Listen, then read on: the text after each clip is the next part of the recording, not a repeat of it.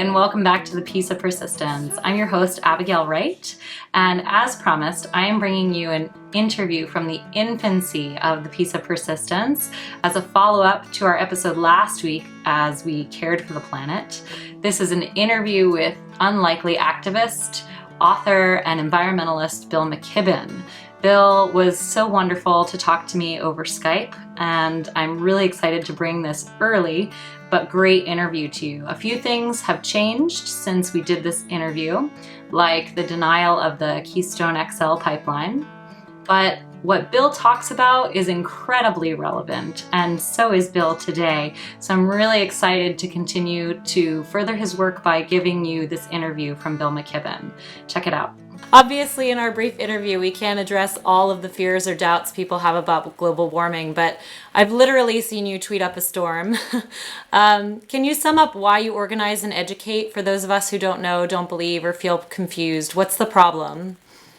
Well, climate change is the greatest problem human beings have ever run up against. I wrote the first book about it 25 years ago now, and the truth is that the science has gotten much darker than we thought even then. We would not have expected by this point that the Arctic would already have melted, or that seawater would be 30% more acidic than it was before.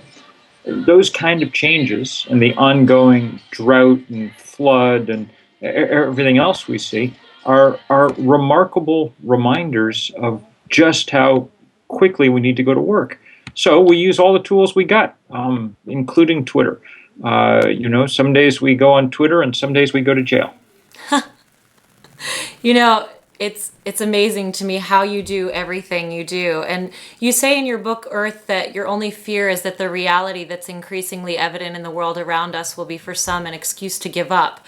Obviously, you haven't. And you say that we need just the opposite, which is increased engagement. What can we do? Well, the problem with climate change always is that it seems too large for any of us to have any individual impact. And in a sense, that's quite true. Though one should change one's light bulbs, it's also true that that's not going to stop climate change. At this point, given the short window of time that we have to get anything done, we need to grapple with the fact that it's a systemic problem, that the power of the fossil fuel industry is so great, its financial power, that it's been able to override common sense solutions like putting a price on carbon. That means we need to organize, we need to join together, we need not to be individuals, we need to be a movement. And, over the last 5 years, I think at 350.org, we've shown that movement can start to rise all over the world. It's not yet strong enough to defeat the fossil fuel industry, but it's getting stronger. We see good signs. So far, we've held off this Keystone pipeline from the tar sands of Canada for almost 2 years. We have 380 college campuses now where students are demanding divestment from fossil fuel stocks, something that's spreading to city governments, to churches and synagogues. It's an inspiring movement to watch, with young people in the lead, but everybody else right behind. So I'm no pie-eyed optimist. The book I wrote about all this 25 years ago was called The End of Nature. So I'm realist about it, but I am very, very pleased to see the way that this movement is picking up steam. It's fitting that we're having a Skype interview instead of wasting carbon trying to visit each other in New York or Vermont. But you did say that the internet may be precisely the tool we need, that it's come along just at the right time to make our evolution bearable. But you also admit that it'll take a few generations for a slower life to feel entirely comfortable. What do you say to someone who longs to go to New Zealand or even space someday? You know that's something that's becoming accessible. And for people like you who travel to commute and talk and work, you speak at churches and... in my case, it's easy because I got to travel a lot already, and I travel now far more than I want. And I would relish the chance to stay at home more than I can even begin to tell you. That said, travel is important, and it's good for young people particularly. to get out and see the world a little bit, especially to see parts of the world where people are doing things different ways. One of the burdens that Americans operate under is the notion that we've figured out the right way to do absolutely everything on Earth, and everybody else should just do what we do. And actually, people in many other parts of the world have figured out many other interesting things to do. I mean, once you go to Europe and see what an actual train network looks like, it's embarrassing to come back to these shores and see what kind of railroads we have. Once you get to parts of the world that are taking renewable energy seriously, I mean, when you go to China, 25% of Chinese get their hot water off solar panels on the roof. In this country, that number is well under 1%, and most of that goes for swimming pools. People in lots of places are doing lots of interesting things, and if you're going to travel, it's things like that to go look at and bring home. Other travel, happily, we can increasingly do, with the mouse or the touchscreen. You can do 1,000 Google searches for the energy it takes to drive a mile. So it's good that we have this new tool that allows us to be deeply connected in a way that others of previous times couldn't with the world around us, and yet not destroying it. Wow. Yeah, and you talk a lot about community and about how to reach out on a global but also local scale, especially in your book Earth, spelled with an extra A. But I'm curious, what's our best chance as individuals who want to pursue our dreams but not at the price of our future? Well, I mean, I think we're in much better shape to do that than we ever have been before. One of the things about the internet that's really interesting is it's completely possible to imagine living a mostly local life, to shopping at the farmer's market and knowing your neighbors and being in a strong working community, and at the same time not having to suffer what every other generation of local residents has had to suffer, the kind of parochialism and closed-inness that comes with only being in one place. The internet is like a window constantly open on the larger world around us, so a kind of fresh breeze can keep blowing in. And that's a very new thing. In a sense, I'm happy that I'm old enough to remember the time before the internet, because I have more of a sense of the contrast.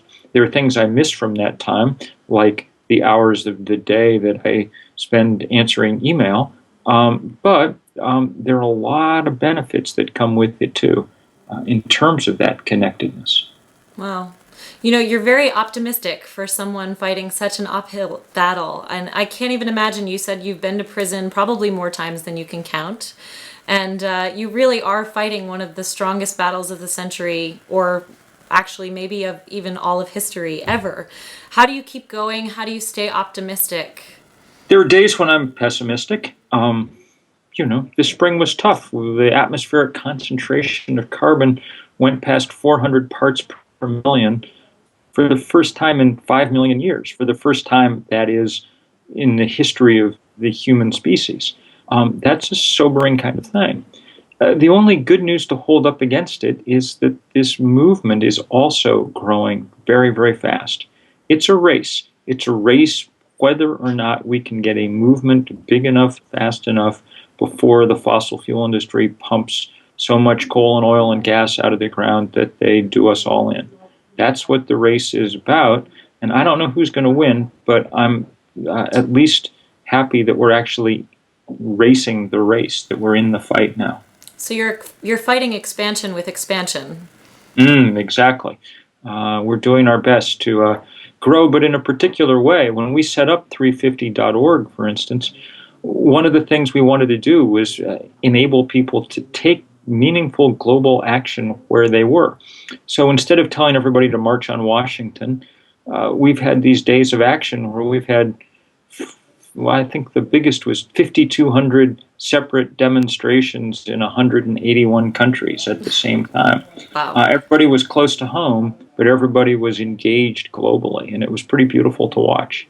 You can see We have, I think, 40,000 pictures in the Flickr account. So when I get down, I go look at them, and just those beautiful images. And the thing that I always notice is most of them are coming from places where people haven't actually caused this problem, and yet they're willing to help be part of the solution. And to me, that's very moving and very motivating. It's amazing. Well, thank you for giving us an opportunity to connect and do something about this major issue that's going to affect all of us. So I really appreciate you being here. Thank you for your work. Thank you, you too. Thank you so much for joining us today on The Piece of Persistence. I hope you enjoyed that episode with Bill McKibben as much as I did. I'm just so grateful for Bill and all of the work that he's tirelessly doing on all of our behalfs to make the world a better place. So if you're interested in the work he continues to do, or if you want to get involved yourself, please check out 350.org, or you can check out his newest book, Oil and Honey, The Education of an Unlikely Activist. Please join us in 2 Fridays on The Piece of Persistence, where we'll be beginning a series on motivation. I think it's really important to start by finding out what motivates us, and particularly how inner and outer expectations affect us. So come back in 2 Fridays for that. And I'm starting to look forward to see who I might interview over the next year. It's going to be a couple of months still before I get that process started because I'm continuing to heal from my injury. But if you know somebody who would be a good fit for the show, particularly somebody who has a high level of happiness and life satisfaction and also has some degree of success in their lives, please shoot us an email at pieceofpersistence@gmail.com and let us know how we can reach them. Thank you so much again for joining us, and I look forward to seeing you again in 2 Fridays on The Piece of Persistence.